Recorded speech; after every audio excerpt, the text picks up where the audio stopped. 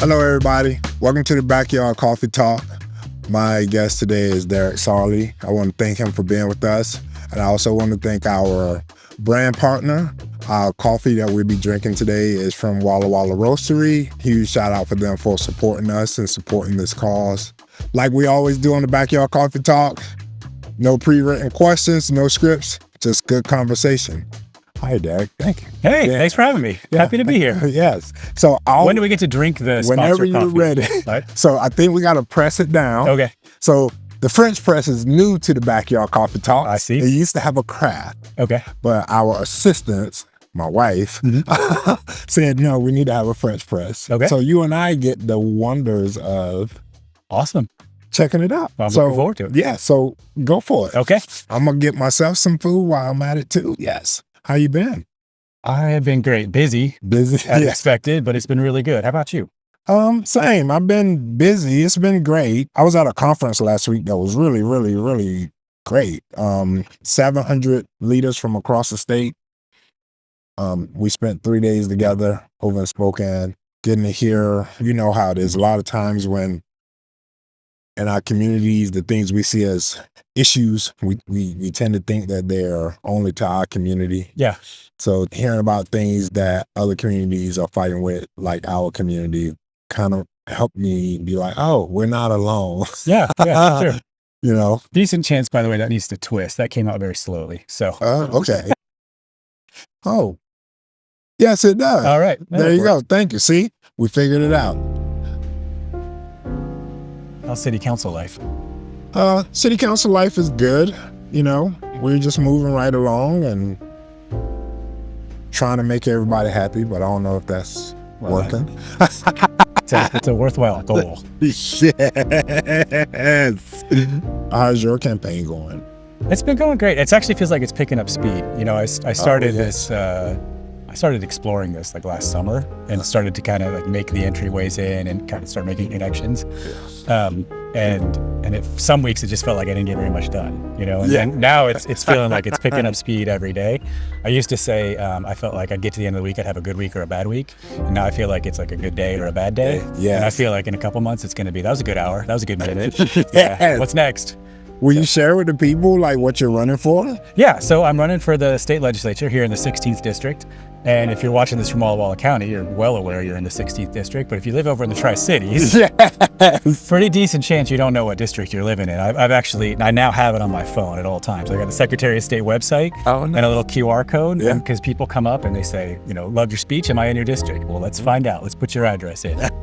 So it's been great. It's been a good opportunity. I would go over to Tri-Cities to shop, but that was about it. Now I go over there a few times a week and I meet with people. That's really cool. Yeah. You know, that's one of the things with my campaign that I don't know. I've been so curious about. Like I didn't have to go outside the community, but my curiosity was like, gosh, what is that like when I hear you guys talk about having to travel and cover so much ground? Yeah. It's like, wow, I can't even imagine what that's like. Yeah, well, and you said a minute ago, you know, every community is dealing with the same issues, but they're different. So, you know, when we talk about like housing affordability here in Walla Walla, you're well aware of what that means. Yes. Talk about it in the Tri-Cities. I mean, Pasco's building home after home after home, but they're not getting on top of it's still unaffordable, right? Wow. And so it's different. It's not really like a rejection of all building. Right. But it's still a situation where people are looking around and saying, you know, young people can't afford a house. So learning the different flavors of the same issue in the various parts of the district has been educational. That's good to hear too. It mimics a lot of the conversation we still hear just in our community though. When we talk about something like affordable housing, right? Because everybody has a different definition of what that really is, affordable housing, right? And, you know, and my wife and I, we talk about it and I say, yeah, you know, I think I see that word affordability as a very diverse word, you know, because if I come to Walla Walla and I make $5 million a year, that word's gonna mean something very different to me than somebody that makes $100,000 a year. The building is there, but affordability is not because of the type of people you're trying to have buy Well, and we're in such a deep hole in the state. Yes. I mean, Yes. that's the thing. Like one community building a whole lot of houses is not going to dig the state out of this problem. Oh no. So that's the issue. But I mean, I look at affordability as for me, it's young people and families. Can they afford to move here? I think it's great. We're in kind of the neighborhood we almost share. Yes. And it's fantastic. The retirees who come to move here to Walla Walla because they want the quality of life. They're wonderful people. They're all my neighbors, and that's great. But where are the young families going to live? Right. Where are they going to be able to afford to start a family? And so, I mean, I see those statistics every single school board meeting when we're looking at our class loads. Yes. And Oh my I mean, gosh, if we can't get a handle on this, schools, so we'll be down to one school before we know it. well, it's interesting. What's happened is for a while there, we used to have 400 kids coming in every year to kindergarten, and then it dropped to 350. And it was like, all right, that's lower, but it's our new normal, right? Yes. And then we hit 300 one year, and now it's kind of bouncing around that 310, 320 lane. But the interesting thing is that's happened enough years in a row now where our elementary school population is kind of what it is, right? Like it's kind of those 320 kids every year. But it's starting now. That's creeping into the middle school, and we're only a couple years away from that hitting the high school. Because in high school, we're still rolling off the 400 kid graduating classes, and then that's when you'll start to see, and maybe that's where it plateaus. 320 all the way through, but that's where you start to see. The Blue Ridge Elementary School. We repurposed it a few years ago to kind of make sure we were right sized at the elementary level. At the high school level, we can't do that. It's just going to have to shrink within the high school. And we have to figure out how to do that in a way that doesn't take opportunities away from kids. Right. Because the smaller you are, the harder it is to run diversity of programs. Very true. I agree with you on that. I love our community, and I would love to see young people with a family or that want to start a family be able to have some ownership in it, like housing. Like, how do we get their voice to be louder in that conversation? Because I know when I talk to younger people about that, they say that all the time. They're like, Rodney, yeah, I want to buy a house. I want to live here. I want to stay here. But it's funny when they talk to me about the type of things they want to buy. I have more younger people tell me they will buy a townhouse before they buy a house, right? So how do we get that? Do you think there's a disconnect then in that communication thread to the decision makers like the developers? Because I've also heard developers say, but the cost of a townhome and then what I have to sell it for, I'll be under. I think it's half communication, but it's half, it's not irrational. It's not, people don't like traffic, right? So it's not irrational to say like, hey, I kind of like that there's not more traffic. I kind of like when I look out that way, I see the blues and I don't see houses. Yeah. Right? Like that's not an irrational choice for people. The challenge is that choice is unfortunately taking opportunities away from young people. That's the thing that our former superintendent used to say about like bonds and levies. You can't shame people into voting yes. People always want to do that. You always want to be like, look how bad our science labs are, right? Don't our kids deserve better?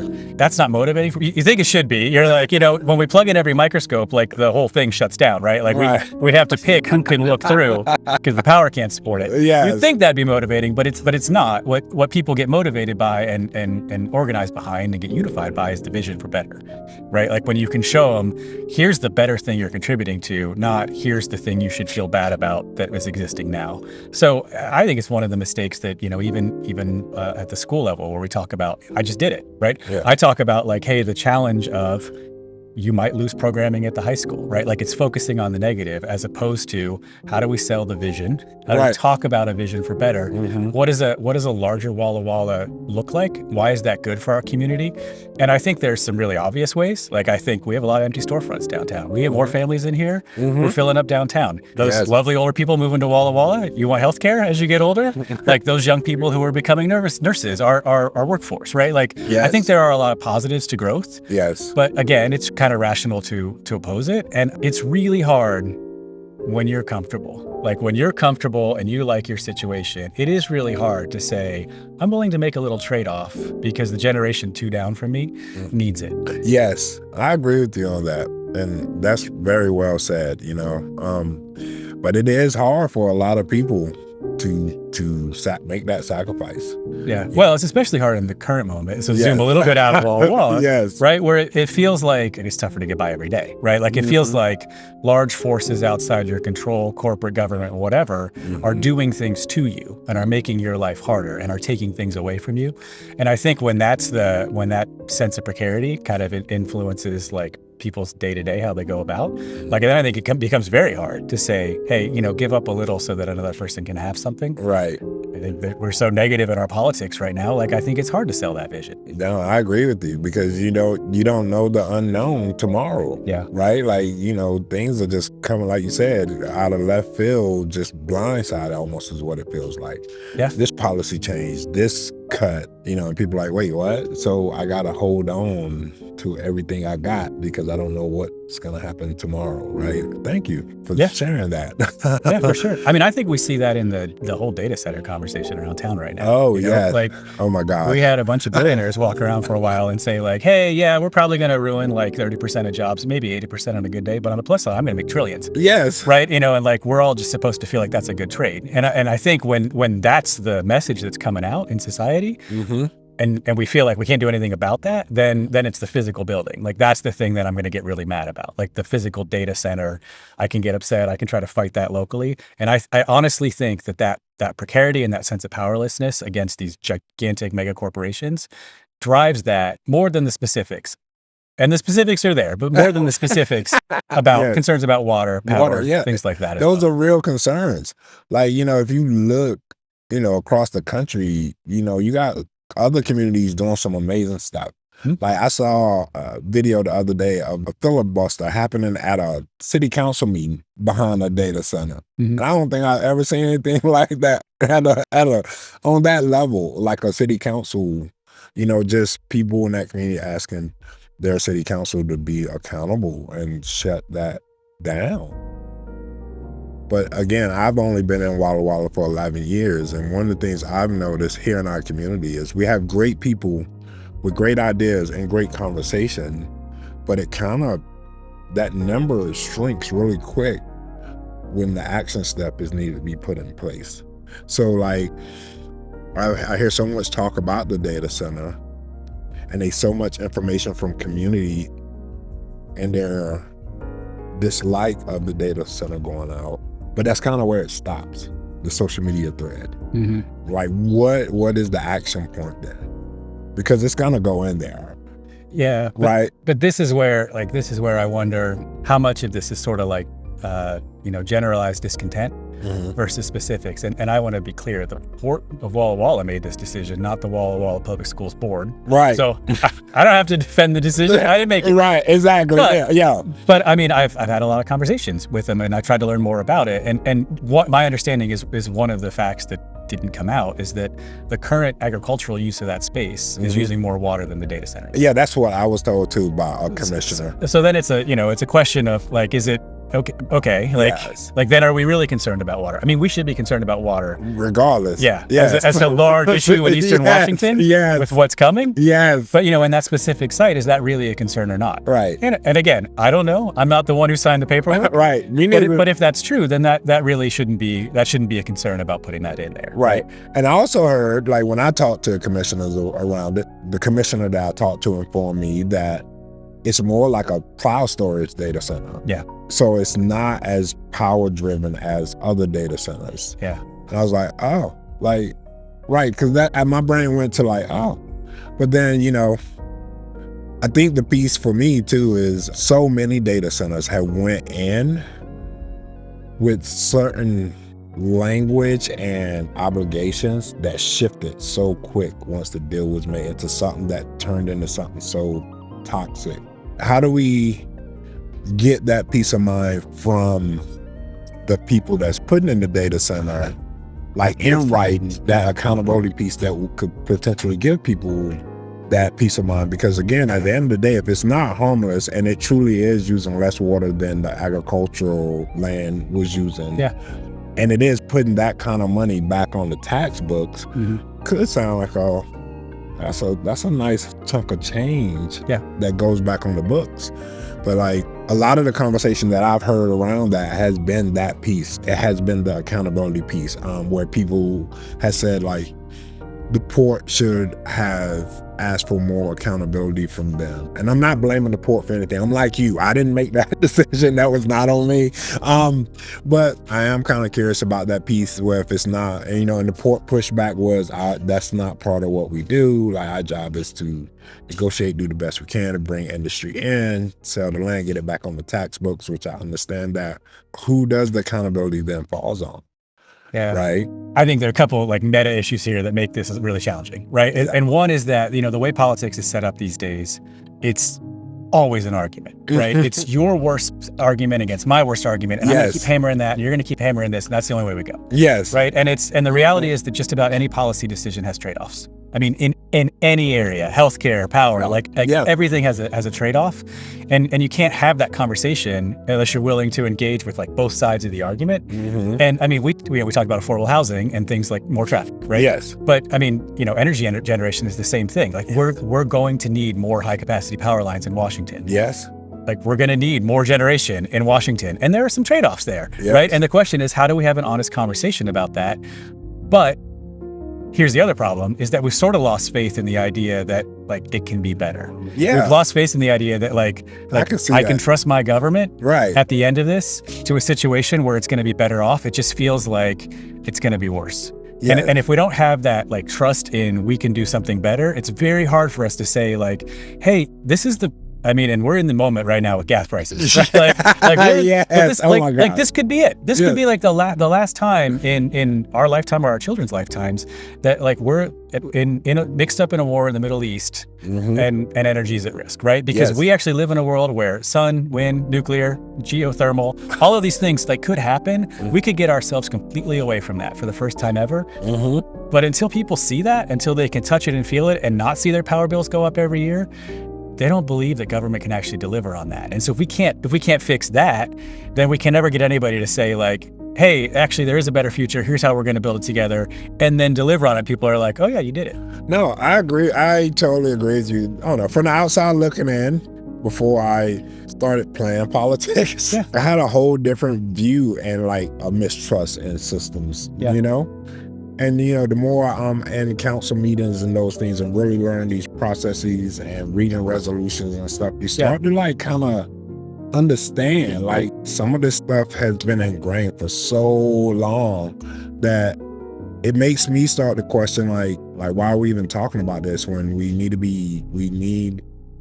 there's a relationship that needs to be had here, and a relationship of trust, like you were saying. Yeah. Before we can jump off into these conversations. Yeah, and then how do we build that? And how do you build that? Yes, exactly. Well, one of the things I've learned in 10 years on the school board, and I did not know this when I got on, is that that things people can touch and see and sit in actually help drive that trust in a way where like people don't see like faster emergency response times. Yeah. Like, they don't see like, like the fact that like because of all the work that the city's doing, not so much water's leaking into the ground because you're fixing those pipes. Yes, this is literally out of sight, out of mind. Yes. But things like the plaza downtown, the parks that have been built there, or with the schools, the buildings, and the stadium and everything else, like in a very weird way, that matters more for building trust because it's tangible. People can see it and they can feel a little sense of pride of like, I built that and that's great for kids. Yeah. Or my taxes built that and that's an awesome community space downtown. Yes. In a way that starts to be like, it builds that trust a little bit if we can do it,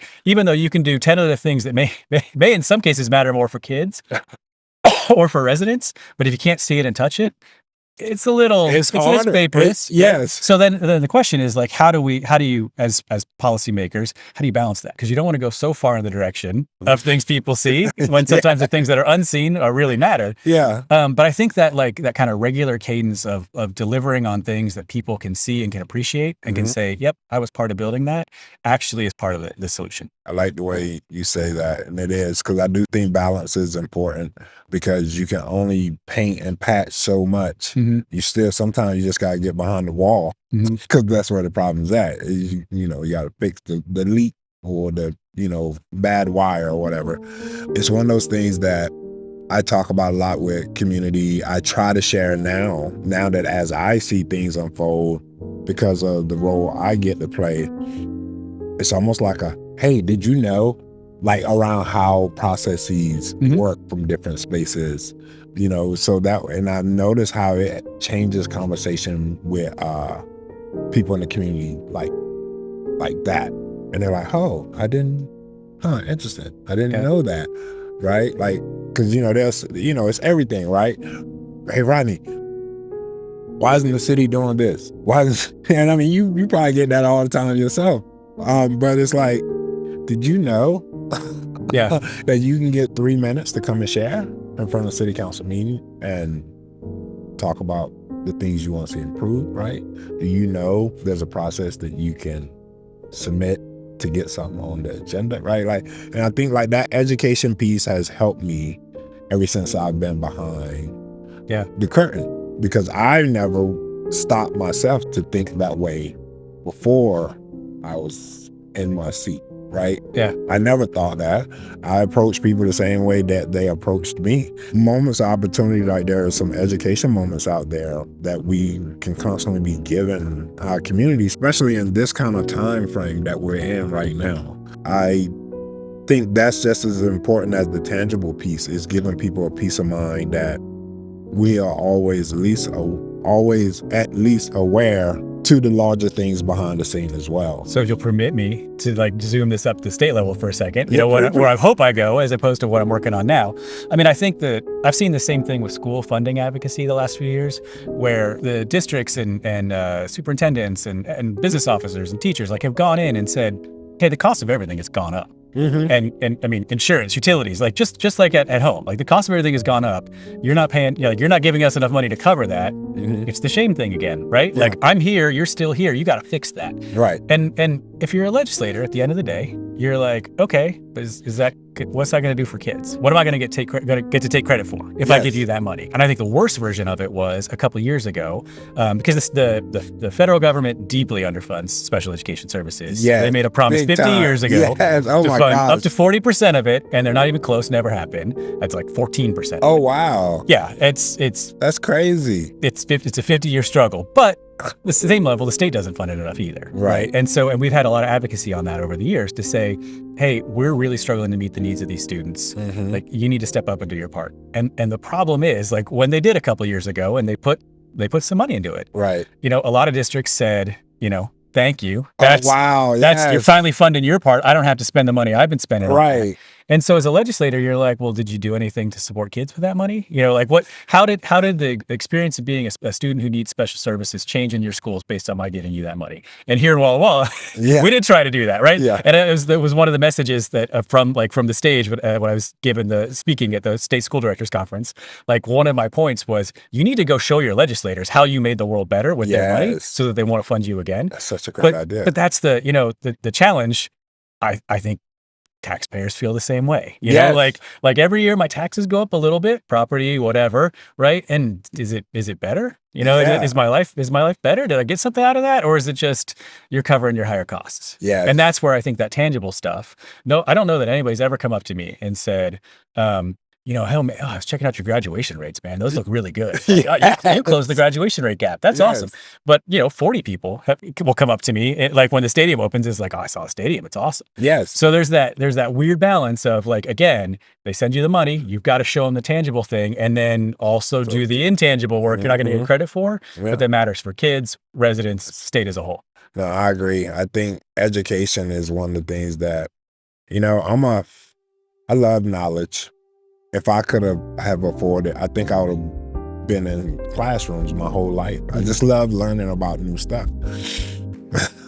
But I'd be broke living on the streets if I tried to accomplish that mission. Yeah. But, you know, just even now though, like we talking about the like dwindling of kids in the school. And I think about like, I remember a couple years ago, when the conversation started talking. I remember having a conversation at the Gates Foundation about this with their strategic funding, and they was talking about there's a disconnect between graduates and students transitioning into college. That number was dipping. Like, and they was trying to figure out what was that reasoning from a financial place, in my opinion, is where the conversation was kind of happening. There's right around the time where ideas of like, what is it called? The promise for all things started showing up where every kid would get a chance to go to like the community college and it's paid for and kind of things, right? Now we came up to a place where the education department being dismantled, and colleges are taking these huge deficit hits, right? How do you see that playing a role in how our younger generations even view education in college? When I was hiring people like 10 years ago who were just out of college, that was the moment coming out of the 2008 financial crisis where they've been told their whole lives, get good grades, go to college, get a great job. Yes. Boom, you're on the ladder. Yeah. Right? That's the dream. And I think, two things happened there. One, people took on a lot of debt because the argument was like, it doesn't matter. Don't go to your state school. You can go across state lines. It's fine. You'll make that money back. And we started to see that wage premium a little bit on college graduation shrink.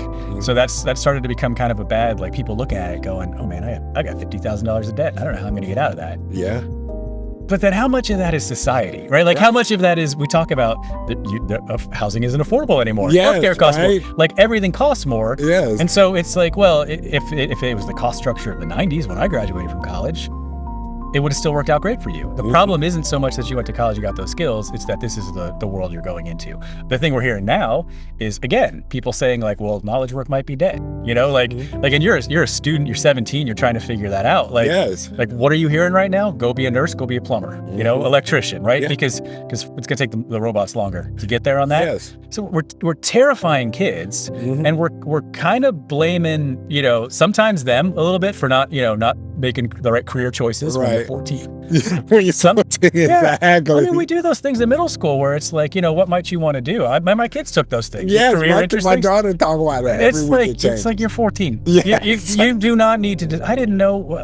Some days I don't even know what I want to do. I still don't. Right. Some days. So we kind of like stuck him in that situation where we're dumping all this pressure on them, dumping all the pressure on the school system, which we should. We're preparing kids for the future, but at some level, the society needs to fit when they graduate, yes. right? Like, and if it's society and our economy that's broken, then it's not the fault of the kid for sure. Right. Sometimes it's not the fault of the school. It's the fault of the way we've set up our economy. And I mean, I would say the other interesting thing when you talk about like the Gates Foundation, you can read an op-ed every day somewhere across the country about kids shouldn't go to college anymore. Right.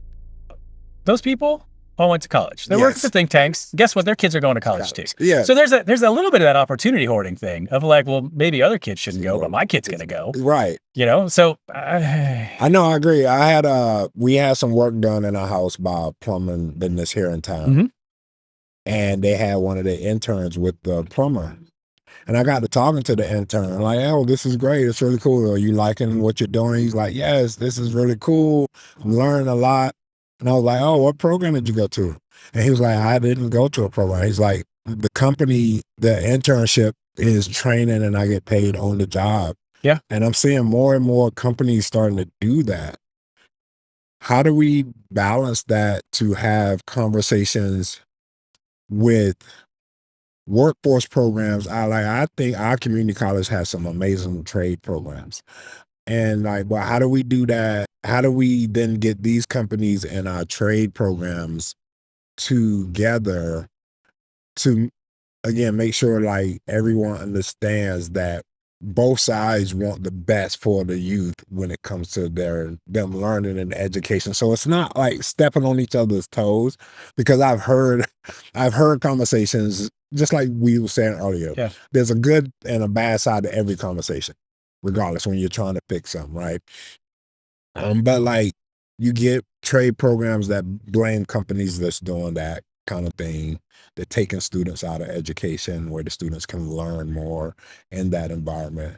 And then the companies, though, are thinking that they're giving students a better chance because they get a chance to earn money while they learn and not be in debt, right? And it's like, I always wonder, like, how do you get these groups together to understand that both of their ways are in the best interest of the youth by giving them options, right, versus one way? I'm going to keep going back to the structure of the economy. I really am, because I like that. we got a program at CTech And if you, it's Boeing curriculum, and if you go through it Oh. and you graduate, like Boeing will hire you. No Now- way. Now the problem is you have to move across the state Yes. to go work for Boeing, which doesn't work for every kid or every family. But you're immediately in a high quality, like high skill manufacturing job. How old I gotta be to go to CTEC? You can build airplanes. Yeah, I mean, you can show up one day and see what happens. But yeah, it's a great program, and it's something That's Boeing's really cool. doing, and we've had a ton of kids go through it. I think among district, I looked at the stats a few years ago. Among districts our size, I think we'd had more kids go in than just about any other one. So that is like a perfect career-connected learning situation. Yes, that is. But that's because we've got Boeing. They're doing high-skill manufacturing, and they have a need for a huge draw of kids every year. They got to keep replenishing the workforce, which tells me like we can build the skills building system, we can build the educational program, but we need that pull. We need the demand. Yes. Right. And so if we want that, then we have to build. Yeah. We got to build houses. We got to build things like data centers. We got to build electric generation. We've got to build electric transmission. Like, I think we're so frozen on our status quo bias. If the economy is growing, if we're building, if we're doing all this stuff, then there will be a demand that's pulling those kids, and people won't be saying, if only they had more skills, they'd be like, hey, I'm going to hire everybody I can because I need them and I'll train them up. Right. So to me, it's a structure of the economy side issue, because the education programs, like we have, again, now, while we still have enough students in the high school that we can maintain all these things, I'm just going to keep saying that. You do your coffee, ad. I'll do my let's build more houses ad. Okay, Here in I got you. That works. But we have great programs for anything any kid wants to do. Right, we do. And it's working for some kid. The challenge is like what's on the other side when they get out, and is the opportunity there for them to step into something. I mean, healthcare is a great one. Everybody, like right now, everybody's hearing, be a nurse, right? Are we going to have hospitals in Eastern Washington? Like, are we going to have rural healthcare, or is that healthcare system going to collapse? Yes. And then those kids will be a nurse, but they'll be a nurse on the west side. Yes. Right. And it's funny that you say that, because the John Deere program at the college is a lot like the Boeing piece. Yeah. Like they supply, and I think that's a great partnership. That's a great relationship. Oh, I can get more. No, you're good. Okay. I've already had 2 cups before I started. But, and it's that kind of thing, right? John Deere got all these tractors at the college. The kids go visit the plants, right? And it's a really great bridge. And like the nursing program, like you said, like all these things are really great pieces.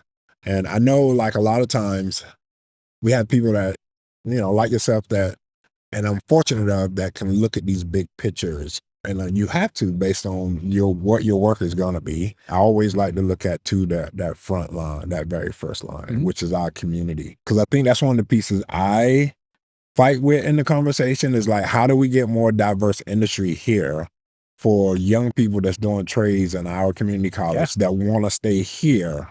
Like, and I agree with you. You got to build stuff. You got to make stuff, right? Yeah.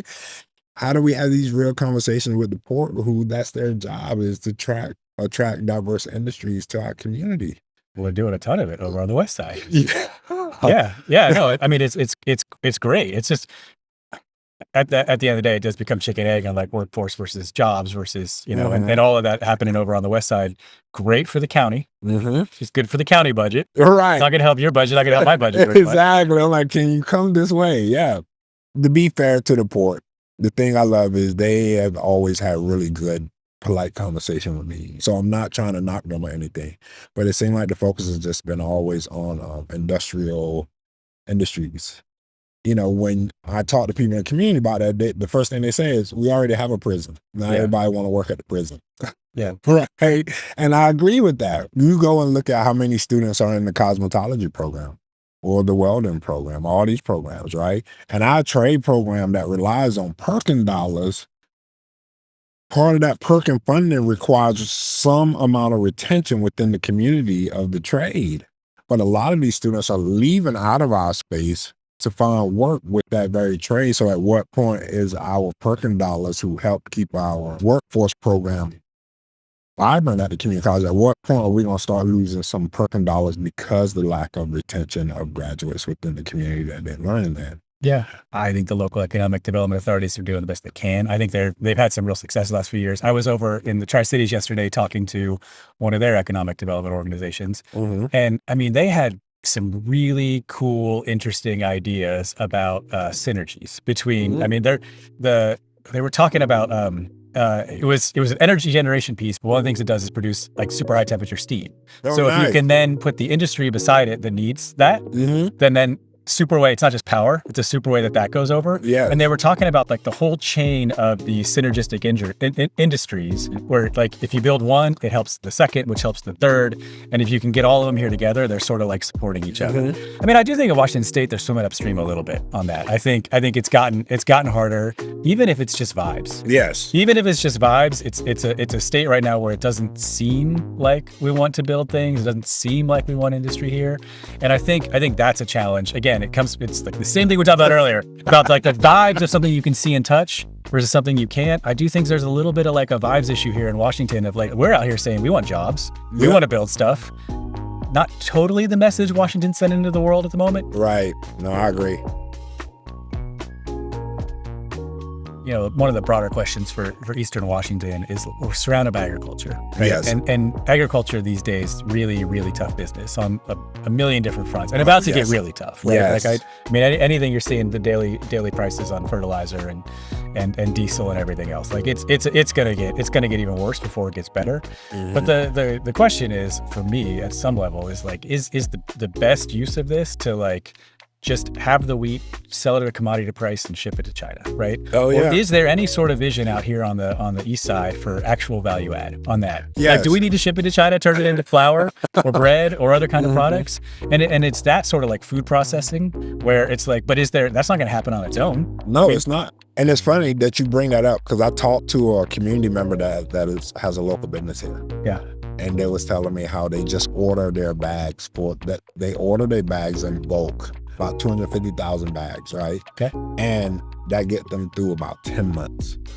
And he was like, Rodney, the crazy part about this is it's gone so upside down. I got two quotes. The quote from the United States was about $36 or some change for a bundle of bags, and it take 4 to 6 weeks for it to get here. Yeah. He's like, I can order those same bags from India for $28 a bundle, and it'll be here in 2 weeks. Yeah. And he's like, and as much as I love to try to buy from here, with things costing what they are, I gotta look to cut corners from every angle I can, because we already on such a thin margin when you're in the food industry that I can't keep taking those kind of hits. And I was like, dude, that's crazy. Why is it costing more to buy it from here? Yeah. I read a great book a couple months ago called Making It in America, which is about this super idealistic couple over in Maine. He'd been involved in labor organizing for a couple decades, burned out on it, and said, I want to make stuff. I don't want to just organize. And so they set up a place in Maine just to make like sweatshirts. And the book covers how hard it is to make anything in America because we've hollowed out and lost so much. Like finding fabric, finding zippers. They do a hard line. Like all of our inputs need to be made in America, and they all need to be at places that are unionized, right? Yeah. And that was a pretty small filter at that point. And so, I mean, just the challenge, and then they went through COVID and the challenge of doing that. But if we don't push through that, right? I mean, we saw it during the pandemic where we couldn't find masks. Yeah. Right. Exactly, like literally masks. Yeah. We were shut down. And at some level, it's great. We had all this convenience and things got cheap and, consumers benefited, but we have hollowed out like the American industrial base to an extent that we can't make masks. We can't make zippers. We can't make bags. We can't make bags. Right? Exactly. So and how do we? And so again, like how do we? Because I think that's a missing part of the economy. Like there are people who like to make things. Yes. Right? There are people who like to be plumbers. Yes. People who like to type on keyboards. There are people who like to make things. Yes. But it doesn't exist right now. And so how do we rebalance some of that so that and it's not easy. It's not just like throw a bunch of dumb tariffs out there. I mean that's not gonna. These problems aren't the kind of things where you're just like, oh, some tariffs done tomorrow. The jobs came home. We're all winning. Yes. Right. Like it doesn't happen. It takes so much work to get there. But if we don't do that, and if we don't commit to that broader economy, that again, all the gains aren't just feeding up to like the guy who made your car and 4 other billionaires. Right. Then we're never going to be in a situation where like it feels like the schools are doing enough. Right. It feels like kids are getting enough opportunities because the opportunities aren't there for them to move into. Right. Then do you think it'll ever be room for the states to provide some financial incentives for local businesses to buy from the states. Because I agree with you, like, we got to push through that, right? Like, I like buying from home. That's, that's support. But again, if it costs me more than I can afford, I mean, I just can't do that. I mean, I'm talking as me as a consumer, but I can't even imagine a business owner, right? A local. We like to say, spend your money and support local. Yeah. But if I'm spending money in a local business that I think that I'm helping support, and then turn around and hearing that local business is having to outsource themselves. Like, anyway, I don't know. I'm just curious to, like, what does that support look like from the state then? Yeah. Right. Yeah. Another 3-hour conversation. But it's a good one because I think, I was at an event. I don't want to keep talking about data centers, but I was at an event a couple months ago where there was a teacher there who had been using AI to help her generate some lesson ideas. She's kind of using it as like a thought partner on this. Right. And then she started to read about the water use and I think maybe some statistics that weren't right about how much water every query was using, but she felt like, I'm personally, despoiling the environment. Yeah. I got to stop using that so much.